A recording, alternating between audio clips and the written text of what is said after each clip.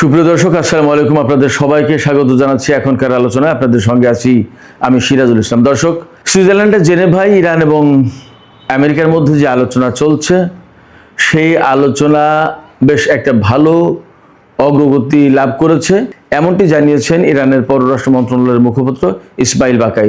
4টি গুরুত্বপূর্ণ তথ্য দিয়েছেন এই আলোচনার ফলে কি ডেভেলপমেন্ট এসেছে সেই বিষয়ে। আপাতত যে ডেভেলপমেন্টের কথা ইসমাইল বাকাই জানিয়েছেন, তাতে এই আলোচনা নিয়ে মোটামুটি আশাবাদী হওয়া যায়।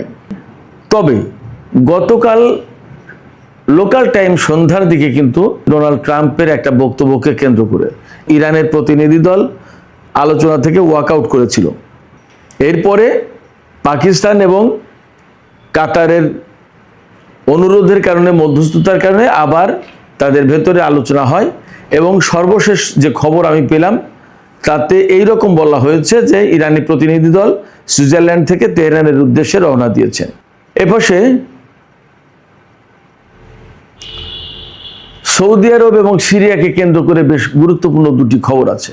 ইরান অবজারভার বলছে, সৌদি যুবরাজ মোহাম্মদ বিন সালমান তিনি বলেছেন যে আমেরিকা তার নিজের ঘাঁটি নিরাপত্তা দিতে পারছে না, সেই আমেরিকা সৌদি আরবের নিরাপত্তা কিভাবে দেবে। ফলে আমেরিকার সাথে সৌদি আরবের এই নিরাপত্তা সংক্রান্ত যে এতদিনের সহযোগিতা ছিল, সেই সহযোগিতা আর হয়তো এখন থাকবে না। এর মানে দাঁড়াচ্ছে যে আমেরিকার সাথে সৌদি আরবের নিরাপত্তা সংক্রান্ত একটা বড় রকমের দূরত্ব তৈরি হলো। তার মানে হচ্ছে মধ্যপ্রাচ্যে অনেক বড় পরিবর্তন আসতে যাচ্ছে যদি এই বক্তব্য সঠিক হয়।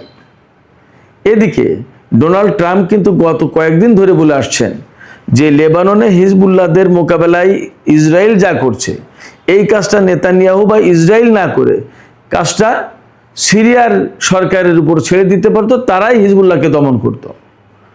আজকে খবর দেখলাম সিরিয়ার প্রেসিডেন্ট আহমেদ আল সারা বা আল জোলানি তিনি বলেছেন যে আমাদেরকে কেন হিজবুল্লাহর বিরুদ্ধে অভিযান চালাতে বলছে আমি বুঝি না, আমরা তো আসলে এই কাজটা করব না, আমরা এই কাজটা করতে ইচ্ছুক নই। ভেতরের খবর হচ্ছে এর পেছনে নাকি সৌদি আরব আছে। তাহলে সামগ্রিকভাবে যা দেখা যাচ্ছে যে মধ্যপ্রাচ্যে কিন্তু একটা বড় পরিবর্তন আসতে যাচ্ছে। এই পরিস্থিতিতে আসলে এই সম্ভাবনা কতটা এবং প্রকৃতপক্ষে যাচ্ছে কোথায় ঘটনা, যদি এমন হয় তাহলে আমেরিকার প্রভাব প্রতিপত্তি এবং মধ্যপ্রাচ্যে আমেরিকার অবস্থান আসলে কি হতে যাচ্ছে। আঞ্চলিক দেশগুলো যদি এইরকম একটা অবস্থান নেয়, সেক্ষেত্রে ইসরায়েলের অবস্থানই বা কি হবে। একই সাথে এই প্রশ্ন আসছে, তাহলে ইরান কি এই অঞ্চলের খুবই প্রভাবশালী দেশ হতে যাচ্ছে, যেটা অনেকেই ধারণা করছেন। সুপ্রিয় দর্শক, এই সমস্ত বিষয় নিয়েই এখনকার ভিডিওতে আলোচনা করব। আশা করি ভিডিও ভালো লাগবে এবং শেষ পর্যন্ত আপনারা সবাই সঙ্গেই থাকবেন। আর ভিডিও যদি ভালো লাগে তাহলে লাইক, কমেন্ট, শেয়ার করবেন এবং চ্যানেলটি সাবস্ক্রাইব করে সাথেই থাকবেন। দর্শক, চলুন প্রথমেই সুইজারল্যান্ডে ইরান এবং আমেরিকার মধ্যকার আলোচনা এবং বিভিন্ন ঘটনা কি কি ঘটেছে সেই সমস্ত নিয়ে প্রথমে কথা বলি। গতকাল 21শে জুন রোববার 2026 সাল জেনেভায়, সুইজারল্যান্ডের জেনেভা শহরে ইরান এবং আমেরিকার মধ্যে বলা যায় ঐতিহাসিক বৈঠক শুরু হয়েছিল। এই বৈঠকে ইরান এবং আমেরিকার কর্মকর্তারা একেবারে সরাসরি বৈঠকে বসেছেন, মুখোমুখি বৈঠকে। বৈঠকে কি কি আলোচনা হয়েছে সেই দিকে যাওয়ার আগে কি কি ঘটেছে তাই একটু বলি। একটা ফটো সেশন হয়, হ্যান্ডশেক করার একটা ব্যাপার থাকে, কিন্তু ইরানি প্রতিনিধি দল সুস্পষ্ট করে পাকিস্তানের কাছে বলেছিল, আমরা কোনো হত্যাকারীর সাথে হ্যান্ডশেক করব না এবং ফটোও তুলব না। আমরা তাদের সাথে এখানে হ্যান্ডশেক করতে বা ফটো তুলতে আসিনি, আমরা আলোচনা করতে এসেছি, আলোচনাটাই হবে। তার মানে খুব একটা শক্ত অবস্থান নিয়েছে আমেরিকার সাথে। তার মানে এর ভেতর দিয়ে এই বার্তা ক্লিয়ার যে এই আলোচনা হলেও আমেরিকার সাথে ইরানের যদি কোনো চুক্তি হয়ও, তার মানে আমেরিকার সাথে ইরানের সম্পর্ক স্বাভাবিক হয়ে যাচ্ছে না। যা হোক, এরপরে সোশ্যাল ট্রুথে প্রেসিডেন্ট ডোনাল্ড ট্রাম্প একটা পোস্ট দিয়েছিলেন।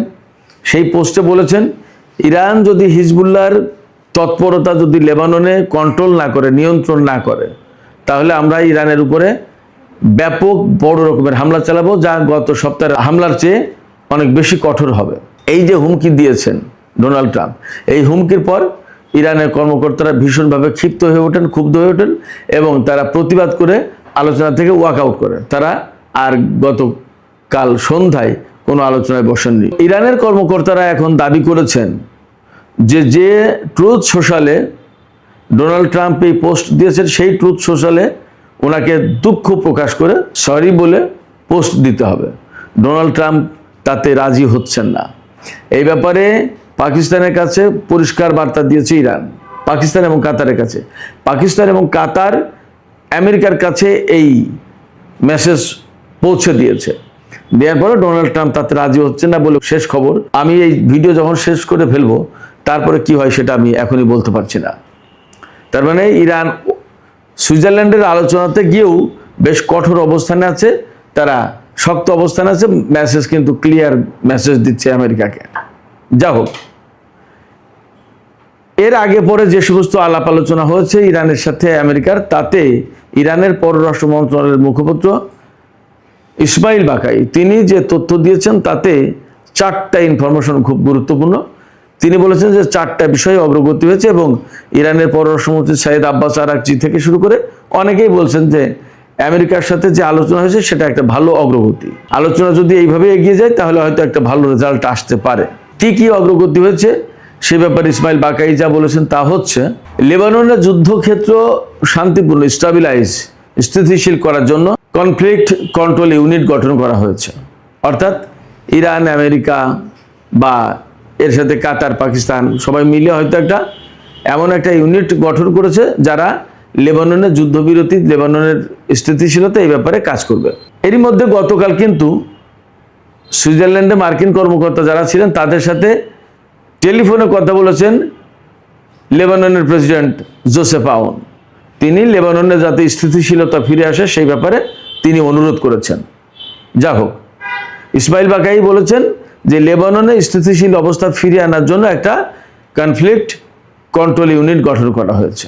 এরপরে হরমুজে কোনো সমস্যা সৃষ্টি হলে যাতে তাৎক্ষণিকভাবে যোগাযোগ করা যায় সেই জন্য একটা হটলাইন চালু করা হচ্ছে। 3 নম্বরে খুব গুরুত্বপূর্ণ একটা ব্যাপার, যে সমঝোতা সই হয়েছে ইরান এবং আমেরিকার মধ্যে 14 দফা সমঝোতা।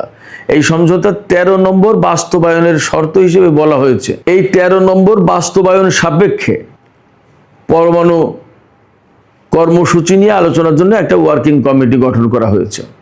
তারা পরমাণু বিষয়ে আলোচনা করবে, তার আগে 13 নম্বর বাস্তবায়ন করা হবে। 13 নম্বর কি বলা হয়েছে? 13 নম্বরে বলা হয়েছে যে 1, 4, 5, 10 এবং 11 এই শর্তগুলো পূরণ করে এই 13 নম্বর বাস্তবায়ন করতে হবে। 13 নম্বরে কি বলা হয়েছে? 13 নম্বর হচ্ছে ওই যে বললাম 1, 4, 5, 10, 11 এই দফাগুলো বাস্তবায়ন করতে হবে। করার পরে এই সমঝোতাগুলো বাস্তবায়ন করার পর এইবার পরমাণু আলোচনা হবে, সেই জন্য ওয়ার্কিং কমিটি গঠন করা হয়েছে। আর পরমাণু আলোচনা যখন হবে, চুক্তি যখন চূড়ান্ত হবে, সেই চুক্তি কিন্তু জাতিসংঘ নিরাপত্তা পরিষদে অনুমোদন করতে হবে।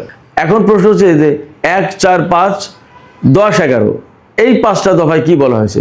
1 নম্বর দফায় বলা হয়েছে লেবাননে যুদ্ধবিরতি করতে হবে, যুদ্ধের অবসান ঘটাতে হবে। 4 নম্বরে কি বলা হয়েছে? 4 নম্বরে বলা হয়েছে ইরানের চারপাশ থেকে মার্কিন সেনা প্রত্যাহার করতে হবে। 5 নম্বরে কি বলা হয়েছে? 5 নম্বরে বলা হয়েছে ইরানি ব্যবস্থাপনায় 30 দিনের মধ্যে হরমুজ প্রণালী খুলে দিতে হবে, ইরানি ব্যবস্থাপনায়। 10 নম্বরে বলা হয়েছে আলোচনা চলার সময় আমেরিকা মধ্যপ্রাচ্য অঞ্চলে নতুন করে কোনো সেনা মোতায়েন করতে পারবে না এবং ইরানের উপর নতুন করে কোনো নিষেধাজ্ঞা আরোপ করতে পারবে না। আর 11 নম্বরে বলা হয়েছে 60 দিনের আলোচনার মধ্যে ইরানের যে আটকে থাকা অর্থ আছে $24 বিলিয়ন, এটা পুরো ক্লিয়ার করে দিতে হবে। তবে আলোচনা শুরুর আগে, পরমাণু বিষয়ে যে আলোচনা শুরু হবে সেই আলোচনা শুরুর আগে এর অর্ধেকটা মুক্ত করতে হবে। এই ছিল 11 নম্বরের। অর্থাৎ এই দফাগুলো বাস্তবায়ন করার পর 13 নম্বর দফা বাস্তবায়নের প্রশ্ন। 13 নম্বর দফায় কি কথা? পরমাণু নিয়ে আলোচনা শুরু হবে 60 দিনের মধ্যে। এই পরমাণু নিয়ে আলোচনা শুরু করার জন্য একটা ওয়ার্কিং কমিটি গঠন করেছে, কিন্তু পরমাণু নিয়ে আলোচনা কিন্তু শুরু হয়নি।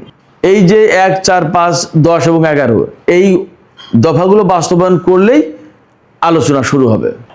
এরপরে ইরানের যে সমস্ত আটকে থাকা অর্থ, সেই অর্থগুলো তো রিসিভ করতে হবে, গ্রহণ করতে হবে। কিভাবে গ্রহণ করবে? এই অর্থগুলো কাতারের কাছে আসবে এবং কাতার থেকে ইরান যাতে গ্রহণ করতে পারে সেই জন্য কাতারের সাথে ইরানের একটা চুক্তি হয়েছে, গতকালকেই সেই চুক্তি হয়েছে, সই করেছে। তার মানে ইরান আটকে থাকা এই অর্থ ফেরত পেতে যাচ্ছে।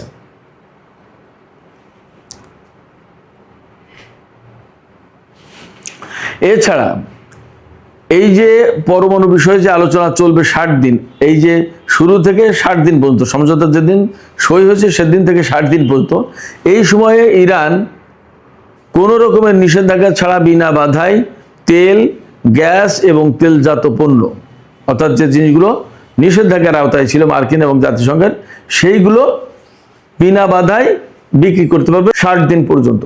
এই ব্যাপারে আমেরিকার কাছ থেকে প্রয়োজনীয় ডকুমেন্ট নিয়েছে ইরান। তার মানে বেশ একটা ভালো অগ্রগতি। ইরান বলেছে কাতার এবং পাকিস্তানের প্রচেষ্টায় লেবাননের যুদ্ধবিরতির ব্যাপারে আসলে বেশ একটা ভালো অগ্রগতি হয়েছে। দেখা যাক পরিস্থিতি কোথায় যায়। এদিকে আমেরিকার উপরে ইরান কিন্তু প্রচন্ড চাপ সৃষ্টি করেছে। লেবানন থেকে সেনা প্রত্যাহারের ব্যাপারে ইরান আমেরিকার উপর যে চাপ সৃষ্টি করেছে ইসরায়েলি সেনা প্রত্যাহারের ব্যাপারে, সেই চাপের কারণে ডোনাল্ড ট্রাম্প নেতানিয়াহুকে ফোন করেছে এবং চাপ দিয়েছে। দেওয়ার পরে নেতানিয়াহু পার্শিয়ালি অর্থাৎ আংশিক সেনা প্রত্যাহারে রাজি হয়েছে দক্ষিণ লেবানন থেকে। তবে বাস্তবতা হচ্ছে দক্ষিণ লেবাননে একটা সেনা থাকতেও সম্ভবত ইরান আমেরিকার সাথে আলোচনায় বসবে না, কারণ যুদ্ধবিরতি কমপ্লিটলি কার্যকর হবে। আর যুদ্ধবিরতি কার্যকর হওয়া মানে লেবাননের ভূমি থেকে ইসরায়েলের সেনা সব প্রত্যাহার করতেই হবে, না করলে হবে না।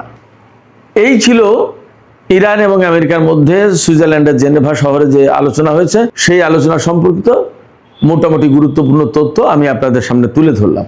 এখন সৌদি আরব এবং সিরিয়ার প্রেসিডেন্ট, সৌদি আরবের যুবরাজ মোহাম্মদ বিন সালমান এবং সিরিয়ার প্রেসিডেন্ট আহমেদ আল সারা ওরফে জোলানি, তাদের বক্তব্য নিয়ে কিছু কথা আছে, সেগুলো বলি, একটু বিশ্লেষণ করি, তারপরে এই আলোচনা শেষ করব।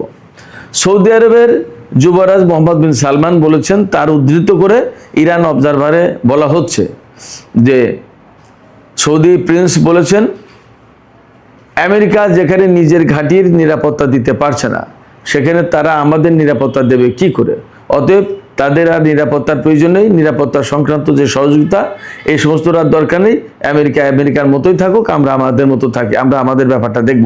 একই সাথে সিরিয়ার প্রেসিডেন্ট আহমেদ আল সারা ওরফে জুলানি, তিনি কি বলেছেন সে কথাটাও বলি, এই কারণে যে সেটাও সৌদি আরবের সাথে একটা রিলেশন আছে, যার কারণে আমি একবারে উল্লেখ করে তারপরে এই দুটো ঘটনা বিশ্লেষণ করি। মার্কিন প্রেসিডেন্ট ডোনাল্ড ট্রাম্প বারবারই বলছেন সোশ্যাল ট্রুথে বা বিভিন্ন জায়গায় বক্তৃতায় যে লেবাননে যে হিজবুল্লাহ আছে তাদেরকে তো কন্ট্রোল করার জন্য, তাদেরকে ধ্বংস করার জন্য সিরিয়ার প্রেসিডেন্টকে দায়িত্ব দিলেই হয়, সেই এই কাজটা করে দিতে পারতো ভালো।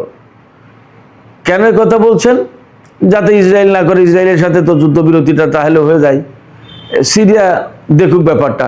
কিন্তু ফ্যাক্ট হচ্ছে কি, লেবানন থেকে ইসরায়েলকে সরিয়ে নিয়ে যে যদি সেখানে সিরিয়াকে দেওয়া হয় তো ইরান কি সেটা মানবে? প্রথম কথা। দ্বিতীয় কথা, কেন সিরিয়ার প্রেসিডেন্টকে সেখানে লাগিয়ে দিতে চাইছে? এই কারণে ইসরায়েলকে সরিয়ে নিল কিন্তু হিজবুল্লাহকে ধ্বংস করার জন্য আরেকটা বাহিনীকে লাগিয়ে দেওয়া হলো এবং সেটা মুসলিম বিশ্বে, তার মানে সংকটটা আরো বেশি মারাত্মক অবস্থা ধারণ করলো। এই জায়গায় সিরিয়ার প্রেসিডেন্ট আহমেদ আল সারা তিনি কিন্তু বলেছে যে না, আমি এই সমস্ত কাজের ভেতরে না, আমার কাজ এটা না, আমি পুরনো অবস্থায় ফিরে যেতে চাই না। একসময় সিরিয়া লেবাননকে কন্ট্রোল করতো, আমরা তা করতে চাই না, এবং হিজবুল্লাহর সাথে আমাদের কোনো দ্বন্দ্ব সংঘাতে যাওয়ার কোনো প্রয়োজন নেই। এই কথা কেন বলছেন? এই কথা বলছেন এর পেছনের যে ব্যক্তি তিনি হচ্ছেন সৌদি যুবরাজ মোহাম্মদ বিন সালমান। বিভিন্ন সূত্রে খবর আসছে, তিনি সিরিয়ার প্রেসিডেন্টকে বলেছেন যে এই কাজে যাওয়া যাবে না, এটা আপনার কাজ না, আপনি যদি হিজবুল্লাহর সাথে জড়িয়ে যান যুদ্ধে, তাহলে আপনি যে একটা যুদ্ধ বিধ্বস্ত দেশ, গত প্রায় 1 যুগ ধরে এই খারাপ অবস্থার ভিতরে আছেন, বা 14 বছর মনে হয়, এতে ভয়ঙ্কর একটা অবস্থা তৈরি হবে, সিরিয়া এতে ক্ষতিগ্রস্ত হবে, কোনো প্রয়োজন নেই, এটা অন্যভাবে সমাধান করা হবে। অর্থাৎ সিরিয়ার প্রেসিডেন্ট আহমেদ আল সারাকে লেবাননে ইনভলভ হতে নিষেধ করেছেন সৌদি যুবরাজ, এবং সেই কারণে তিনি আর যুক্ত হলেন না। সৌদি যুবরাজ যদি পেছন থেকে এই কথা বলে থাকেন, তার মানে দাঁড়াচ্ছে যে আঞ্চলিক একটা ভিন্ন পরিবেশ, ভিন্ন ভূ রাজনীতি এবং নতুন একটা অবস্থা তৈরি হচ্ছে, যেখানে আমেরিকার অবস্থান খুবই দুর্বল হবে, হয়তোবা গ্রহণযোগ্য হবে না, অনেকে গ্রহণই করবে না। তার মানে দাঁড়াচ্ছে এই যে যুদ্ধটা হয়ে গেল ইরানের সাথে ইসরায়েল এবং আমেরিকার, এই জায়গা থেকে মধ্যপ্রাচ্যের বিশেষ করে উপসাগরীয় দেশগুলোর কাছে এইবার তা ক্লিয়ার যে ইরানকে আমেরিকা এবং ইসরায়েল দুইজন মিলে যখন হারাতে পারেনি, তাহলে আমরা কোথায়? অতএব ইরানের সাথে মিলেমিশে এই অঞ্চলে থাকতে হবে। This is the reality. এবং ইরান, রাশিয়া এবং চীনের নেতৃত্বে নতুন বলয় গড়ে উঠছে এবং এই বলয় বিশ্ব কন্ট্রোল করবে, এটাও বাস্তব। অতএব এই বাস্তবতা বুঝে সৌদি যুবরাজ এখন নতুন পরিবেশে খাপ খাওয়ানোর চেষ্টা করছে। সম্ভবত আমরা অল্প সময়ের ভেতরে ইরানের সাথে আরব এবং উপসাগরীয় আরব দেশগুলোর একটা নতুন মাত্রার সম্পর্ক দেখব, এমনটা আশা করার যথেষ্ট কারণ আছে। সুপ্রিয় দর্শক, এখনকার আলোচনা এখানে শেষ করতে চাইছি। যাবার আগে আপনাদের কাছে প্রশ্ন করি, আপনাদের মতামত কি? আমার কাছে তো মনে হয় যা সিচুয়েশন, যা পরিস্থিতি, যে খবরগুলো বললাম, ব্যাপারগুলো যদি এইরকম হয়, তাহলে সত্যি সত্যি মধ্যপ্রাচ্যে নতুন একটা পরিবেশ তৈরি হতে যাচ্ছে। বিরাট পরিবর্তনের ভেতর দিয়ে নতুন মধ্যপ্রাচ্য গড়ে উঠবে আমার কাছে মনে হচ্ছে, এবং সেখানে ডেফিনেটলি ইরান একটা গুরুত্বপূর্ণ শক্তি হবে, যার সাথে সবাই সহযোগিতামূলক সম্পর্ক গড়ে তোলার চেষ্টা করবে। আপনাদের কি মনে হয়?